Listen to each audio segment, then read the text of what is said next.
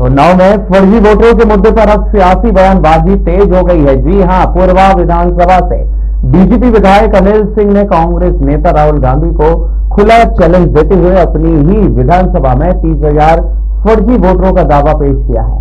तिरंगा यात्रा के दौरान मीडिया से बातचीत करते हुए बीजेपी विधायक अनिल सिंह ने कहा कि मेरी विधानसभा में 30,000 फर्जी वोटर हैं, मैं इन्हें कटवा दूंगा।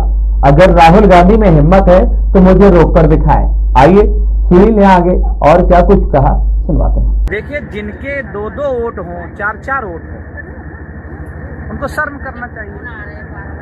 मेरी विधानसभा में मैं बता रहा हूँ कि 30,000 वोट फर्जी है, कटवाऊंगा। राहुल गांधी की हिम्मत हो तो रोक ले। राहुल गांधी के परिवार वालों ने फर्जी वोटें बढ़वाई थी। भाई आप बताइए, जो आदमी मरे 10 साल हो गया, उसको पेंशन नहीं मिल रही, उसको किसी प्रकार का लाभ नहीं मिल रहा है, वो दुनिया में नहीं है, उसकी वोट कैसे पड़ेगी? जिस बहन बेटी की शादी हो गई, वो गांव से चली गई दूसरे गांव में, उसकी वोट कैसे रहेगी? फर्जी वोट कैसे चढ़ेगी? ये हमने पूरी तरीके से नकारा है। इनका पहले सिस्टम था बूथ कैप्चरिंग, बूथ पर हंगामा करके वोट चुरा लेना, क्योंकि दर्द किसको हो रहा?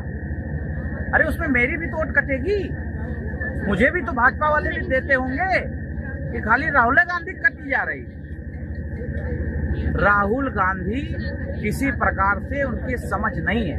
हम ठहरे गांव के आदमी उनसे ज्यादा समझ रखते हैं। उनको विरासत में चांदी का चम्मच, सोने का चम्मच मिला है, इसके अलावा उनके पास कुछ नहीं है।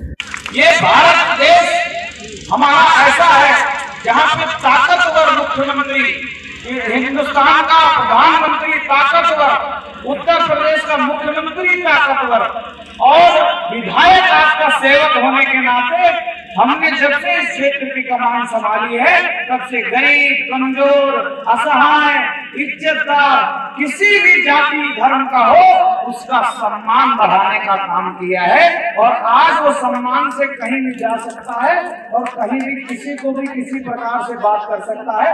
वोट देना सहयोग नहीं है, वोट तो जो मुझे देता है वो देगा, लेकिन इस तिरंगा यात्रा में बहुत सारे लोग शामिल हुए हैं जो दूसरी विचारधारा के भी हैं, लेकिन मुझे लगता है कि उनका भी स्वागत, वंदन, अभिनंदन करना चाहिए, क्योंकि हम लोग एक हिंदुस्तानी हैं।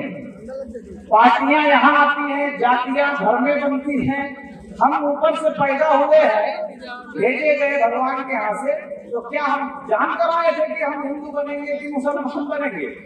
हमें इतना उत्साह है कि अब हम लोग आंखें झुका के नहीं, आंखें उठा के नहीं, आंख में आंख डालकर बात करते हैं और बात ही नहीं करते हैं। अगर हमारे किसी बहन बेटी का सिंदूर पूछने का काम किया तो चढ़कर सीने पर गोली मारने का भी काम करते हैं।